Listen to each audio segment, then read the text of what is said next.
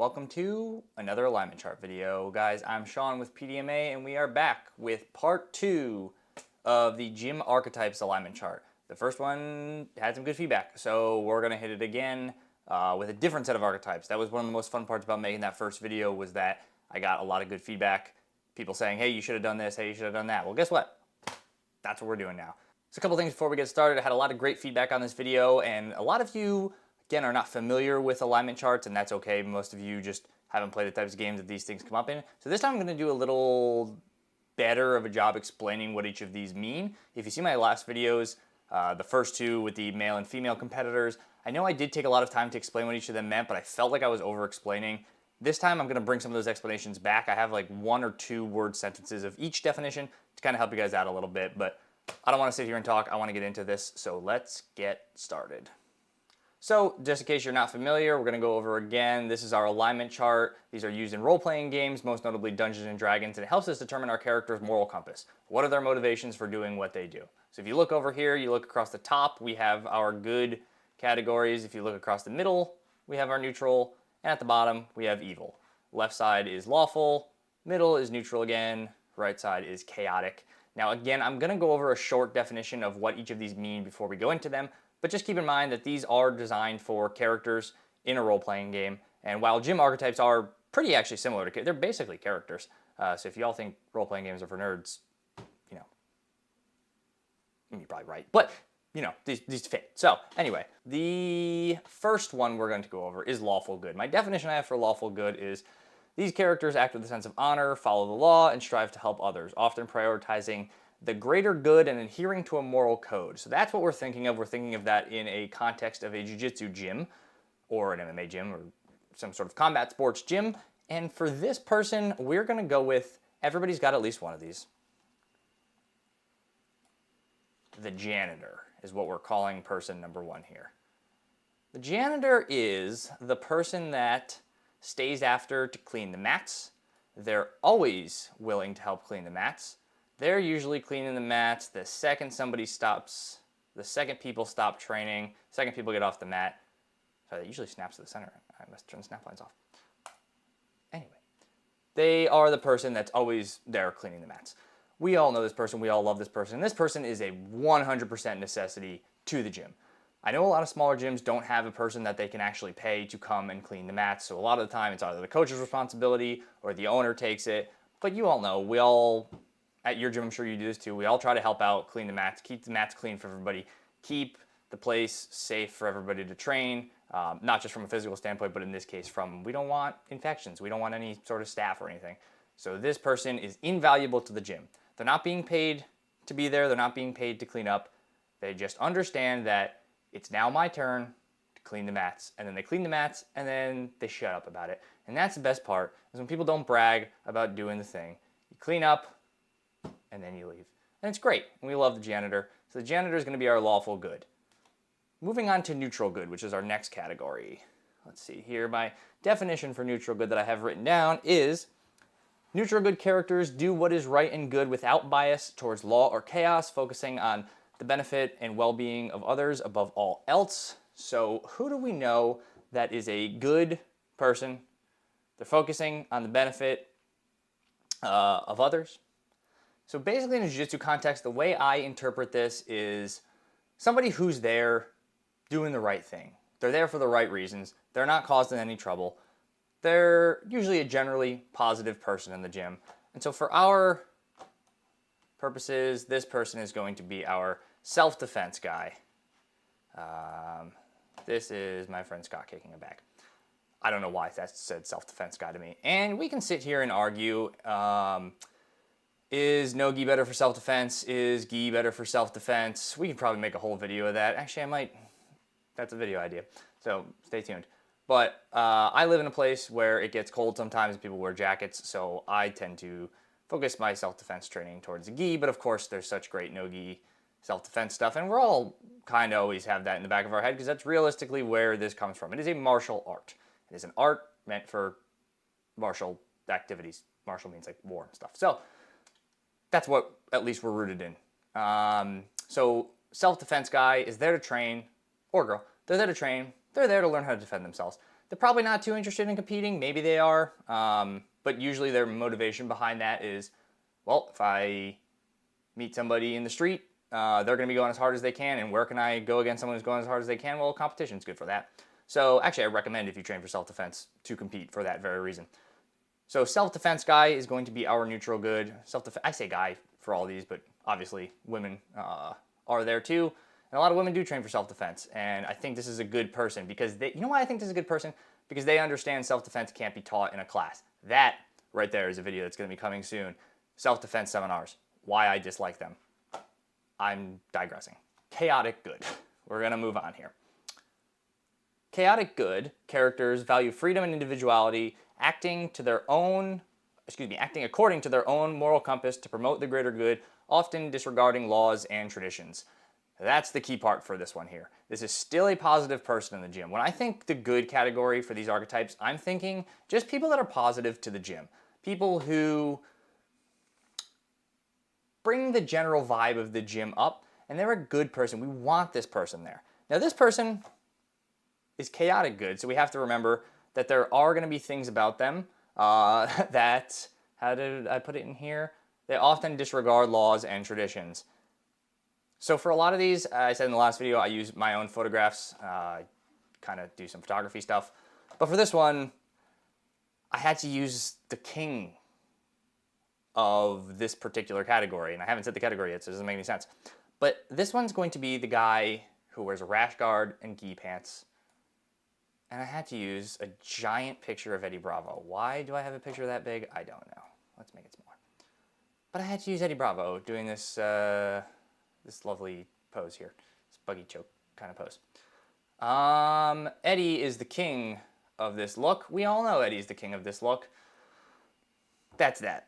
But the guy who typically wears a rash guard and the gi pants, he's his own special breed of person. They're not bound by the modern jiu-jitsu look. They're not really bound by anything. They're either a really old person who's been just doing no-gi like that forever, because you talked to a lot of the old heads, and before they had the rash guard and shorts, that's what they were all wearing, was actually usually like a t-shirt or maybe no shirt and gi pants. But the rash guard and gi pants look was a thing for a little bit. So it's either an old guy who hasn't let go of that look, or it's a young guy who's watched too much Pride. And that's that. So, moving on, lawful, neutral. Let me get if you see me looking over here, by the way, I have my phone mounted over here with these definitions on them. So, sorry if it's distracting me looking at all these different things. I don't love it either. Lawful, neutral. These characters adhere strictly to laws, rules, and order, valuing structure and discipline above personal morals or the greater good. So this person in my last archetype video, I used the mat enforcer because this is somebody who's playing by their own rules. Typically a person we associate with this alignment is like Judge Dredd, if you've ever read that or seen that. Judge Dredd is what we're looking for here. So this one might cause some discussion, but I have for this one the MMA guy, or the MMA fighter. I love this picture. It's a little tidbit of information you didn't need, but I do love this picture. So the MMA fighter. Now, MMA fighters come in all different alignments. They come in all different personalities, obviously. If you train with MMA guys, you know. You might be coming from an MMA-based gym. So I'm using the general MMA archetype, as in the guy who kind of comes in, does his or her thing, and then leaves. Typically these people, though, when I think MMA, the reason lawful comes to mind is because it takes a lot of discipline to be an MMA fighter. It takes a lot of discipline to be a good MMA fighter. We've met. Yeah. There's another video. But it takes a lot of discipline to be a good MMA fighter. And so these people typically have a code. But like when you're training with an MMA guy and he's in a camp and they don't care about anything besides that fight coming up, and not in a bad way. It's not like they're being rude because of it.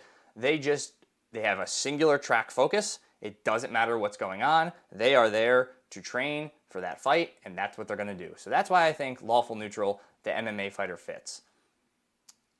I think a good set of morals in they're basically like their hard work. They're strict on that path. So that's going to be our lawful neutral entry for this one, and I just really like this picture, so I wanted an excuse to use it. I did pick the category before I picked the picture, but I did have this picture in mind. So moving on to true neutral. So let me get my definition of true neutral up. These characters maintain a balance between law and chaos, good and evil, acting in a way that keeps the equilibrium, I can't read, without leaning towards any particular moral or ethical stance. So with this one, I can't remember what I did. What did I do in the last video? Oh, I did Steve. Well, I did a character based on Steve. So I did the quiet badass. If you haven't seen that video, I will link it in the description. But this one, I thought, who's more neutral in a jiu-jitsu or combat sports gym than the trial class guy? And I didn't have any pictures that I thought would fit this, so I just put a picture of a dog. This is our, more or less, my gym's gym dog. So that's tattoo right there. So the trial class guy, and this is him when he was a puppy, so I thought it'd fit, at least he's new in this. The trial class guy is true neutral because the trial class guy, we haven't determined who they are, where they're coming from, or where they're going yet. The trial class guy just came in. And maybe they're within, I don't know how long your gym does for your trial. My gym, we do 7 days. I know other gyms do other, but they're in that trial period. We don't know if, are they going to be somebody who sticks around and stays for the next couple years and progresses in the belts, or are they going to be somebody we see and then never hear from again? Or are they going to be somebody who gets their blue belt, quits, and then puts how awesome they are at jiu-jitsu on their Instagram, and then in the future, I shouldn't go into it, but I'm going to go into it, runs a marketing company and then writes about that in their bio even though they haven't competed or trained in years. That's a personal story. So we don't know what kind of person this is going to be. This is the wild card, and while that is not the essence of true neutral when you're creating your character in an RPG, it is in the sense that we have not determined where this person is coming from yet, and they could be swayed still towards any of these outer ones. So our true neutral is going to be our trial class guy. Let's move on to our chaotic neutral. Chaotic neutral characters value their personal freedom and individuality above all else, acting according to their own whims and desires without concerns for laws, traditions, or a moral code. This one is a little more nail on the head. And we're thinking about this one in the same vein that we thought about our chaotic good in. The chaotic good was the rash guard and gi pants guy. The chaotic neutral, that's terrible picture placement, is our t-shirt guy. This is Phil Miglioris in the t-shirt, and it's a very zoomed in screenshot of a picture I took. I was getting lazy when I was pulling these. But this is Phil. And if you aren't familiar with Phil Miglioris, he is a 6th degree black belt under Helson Gracie. He is the co-owner of Balance Studios, and he is a t-shirt guy. Let me tell you, this man, I've seen him in a rash guard one time, and it was as more or less a favor to a friend to take a picture in that rash guard. Phil rolls in a t-shirt, and the problem with Phil rolling in a t-shirt, and this happens with a lot of t-shirt guys, is they're really good. And I think there's two types of t-shirt guys, really. I think there's the Phil that is just really good, and it doesn't matter what he's wearing, he's going to beat you down. And then there's basically the trial class guy who hasn't bought a rash guard yet. So we need to take our anger and frustration out on the Phil types, on the trial. I'm kidding, obviously. Please don't do that. That is the two types of t-shirt guys, and they both fit into this chaotic neutral category. Also, t-shirt guys, if you're out there, please, for all of our fingers' sake, please buy a rash guard. And for all of us not wanting to get face fulls of t-shirt sweat. But also keep doing you, because I should just get better at not getting people's shirts in my face. Lawful evil. So lawful evil, according to our definition here, is going to be these characters use order, laws, and organization to advance their own selfish goals, often exploiting systems and structures to achieve their ends while maintaining a facade of respectability. So these evil ones, I've said this before, these are my favorite, especially when I'm not dealing with real people, but we're taking a little bit of artistic license here. because now you're going to have to like really kind of explain why these people are evil. Sometimes it's very evident, as you will see. But this one is going to be, this is another one where I didn't use my own picture. This one is going to be the guy who is obsessed with shoyu roll. We all got one, and I will even expand this out to the guy who's obsessed with any company. Now, this is not the guy who just happens to have found a product he likes and stuck with it. This is the individual who buys this gear because they think it makes them better, or they think it makes them better. Well, they think it makes them better at jiu-jitsu, or they just think it makes them better than you as a person. That's why they buy this. So I see this a lot with shoyu roll, but there are other companies where this happens with. I'll just use shoyu roll as the example for now. But people do this with pretty much every company. They find a company that they think makes them superior for whatever reason. They just think wearing this makes them better, and then they go and spend $1 bazillion on this company. So yeah, the guy who's obsessed with shoyu roll. Also, funny story. I was looking for a picture in my Lightroom folder of somebody wearing shoyu roll, and I just kind of quickly took a look through, and I was like, okay, I guess I can't see anybody. I'm just going to go download a logo off the internet. And then I moved on to our neutral evil category, and the picture that I found, there's a guy wearing a shoyu roll rash guard. So before we all say like, hey, why didn't you just use that picture? I'm aware.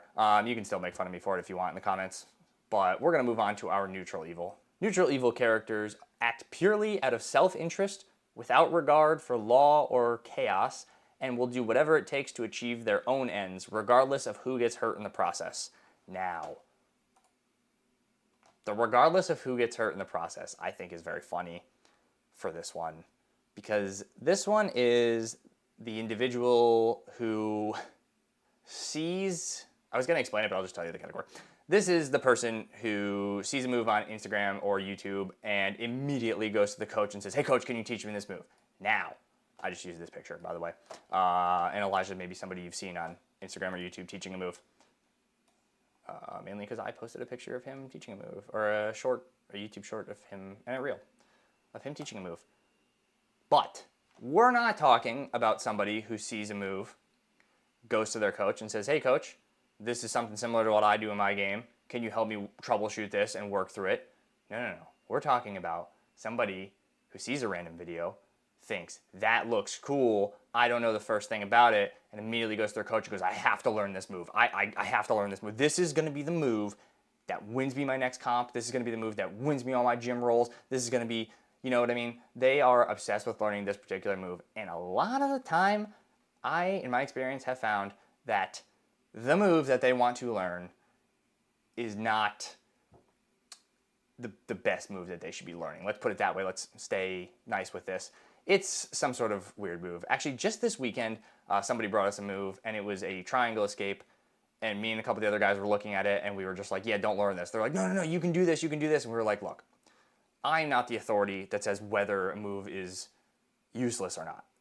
As most of you know, with almost any move, there are people that can do it well, and then that percentage of people that can do it well can grow or shrink. But with most moves, somebody can do it well. For instance, my coach, Ricardo Miglioris, he can hit a lot of things really well. But the man's also been training for 30 years and has a very, I'll say, unique build to him. So he can make things work, and I've seen him make things work on UFC fighters, on literal Olympians, that's just not going to work for me. We're talking about the person who brings a video in, needs to learn this move because they think this move is going to be the moves that it teaches them. Realistically, this is some sort of flashy move that somebody's using to get likes and followers. So that is it. That is neutral evil. Also, if you want to learn some moves on Instagram, Ricardo, you can follow him at Animal Black Belt on Instagram, and he has some great moves on there. And you'll see what I am talking about, except he posts realistic moves that have been proven to work in super high-level competition. And we're going to move on to chaotic evil. Let me read the definition of chaotic evil. Chaotic evil characters revel in chaos and destruction, acting with no regard for rules, laws, or the lives of others, driven by their own malicious desires and impulses. This one is going to be the people, if I can get it onto the screen, who love to coach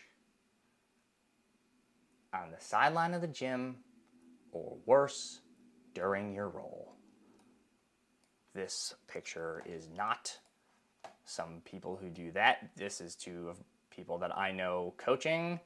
Jay and Stefan are coaching at an actual event where they were asked to coach. They're doing their jobs and they do it very well.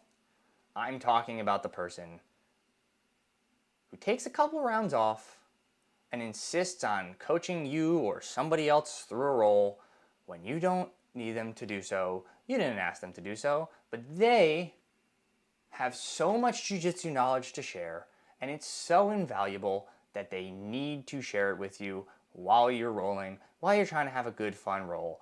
And now you're in a weird situation because you're rolling with somebody, maybe you know them, maybe you don't, but now you have a coach and they don't. And you have a coach that you didn't want in the first place, which in my opinion is worse than not having a coach at all. Or, like I said, there's a slash in this category. The people that coach while you're rolling with them, as we all know, that person is just trying to stop you from tapping them because, as we all know, it's very important to never get tapped in the gym. It is so vital to never get tapped in the gym. If you even get tapped in the gym once, you might as well hang your gi, hang your rash guard up, you're done. Because this person understands that, and so they're going to stop getting tapped to coach you through the move so it doesn't look like they got tapped. I hate that person. We all hate that person. That's why they're chaotic evil.